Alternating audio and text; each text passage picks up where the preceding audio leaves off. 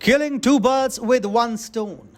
Joe Biden and Xi Jinping are the birds. Vladimir Putin's diplomatic finesse is the massive stone coming their way. Putin has quite literally bulldozed China's Latin America plans with one single move. In reality, the harm Putin has caused to China in this part of the world is much more than what it has caused to Joe Biden's administration. Putin has shown how influence over entire countries is to be maintained in the face of adversity.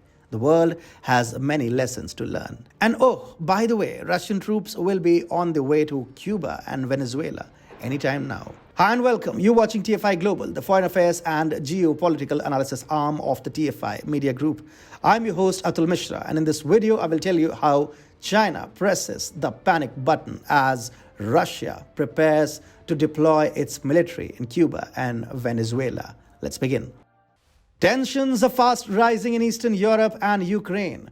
Russia has mobilized close to 100,000 troops and military hardware near the border with Ukraine, while the United States, along with its NATO allies, believes that an imminent invasion is on its way. Russia has put forward a list of demands to NATO, which the US-led coalition has not agreed to. So to up the ante against Washington and Europe, Russia has now decided to tell its rivals that its troops can land in Cuba and Venezuela at any time. This is a major escalation by Moscow in terms of rhetoric. But guess who has ended up emerging as the biggest casualty of Russia's latest declaration? Take a guess.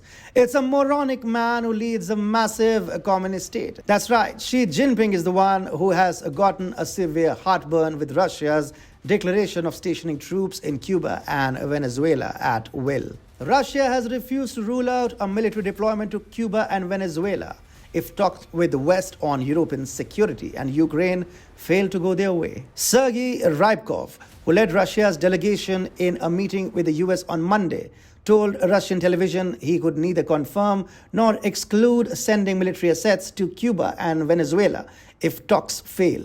Asked about these steps, he said, "It all depends on the actions by our US counterparts." There's no doubt that such an open declaration by Russia has several security implications for the United States. But of greater concern to the US is President Vladimir Putin's assault on China.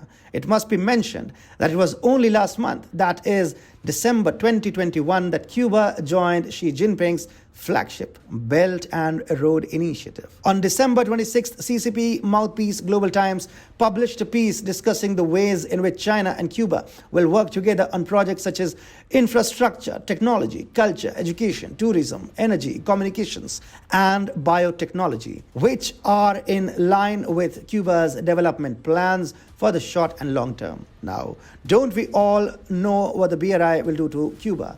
It will turn the already communist-infested country into a full-blown Chinese client state. Why else would China work together with Cuba on the cultural front, as claimed by Global Times? Russia has taken the hint. Cuba and Venezuela are both countries that have long been influenced by Moscow, and Putin is not going to let that influence evaporate, much less because of China's debt trap diplomacy. Remember how Cuba once upon a time allowed Soviet missiles to be housed in its territory?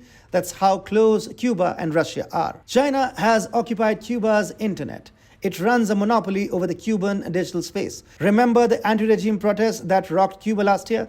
Guess who helped the Cuban regime suppress them? It was none other than China. Chinese state-owned internet giants operating in the country sprang into action and rushed to censor anti-government voices. There is more to the story. The Cuban Revolution armed forces were being steadfastly trained by Chinese trainers, particularly for quelling mass riots. Reports suggest that Cuban police may have learned some tactics from their Chinese counterparts, especially from the People's Armed Police, or PAP, that specializes in suppressing domestic uprisings in China. China has dominated Cuba's recent infrastructural projects since the country decided to revamp its aging railway system. In a friendly move in October 2020, China and Cuba even signed an agreement to extend Chinese language learning among the island's secondary school students as an optional foreign language. Cuba is often referred to as China's socialist brother by Chinese state media. Venezuela's dictator, Nicolas Maduro, is a Chinese stooge. Throughout the pandemic, China has continued to provide the Maduro regime with economic and political support. It continues to recognize the legitimacy of his regime, and in October 2019 even helped Venezuela win a seat at the United Nations Human Rights Council. With roughly $67 billion invested since 2007, China has become a major source of Venezuela's external financing and an important partner of its oil-based economy. According to Reuters, in 2019, China replaced the United States as the top importer of oil from Venezuela. In 2018, Nicolas Maduro traveled to the PRC to sign 28 bilateral agreements with China and expressed public support for China's Belt and Road Initiative. Additionally, China has provided the Maduro regime with technological assistance for surveillance and social control through the Homeland Card. The Homeland Card, inspired by China's National Identity Card program, is used by Venezuelan regime to provide food and medicine to citizens as well as to track voting and social media use. Given how China has been trying to replace Russia in these communist nations,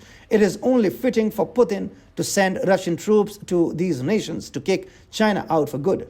Rest assured, with Russian troops in place, China will not be able to carry out whatever nefarious plans it has in mind for these Latin American countries.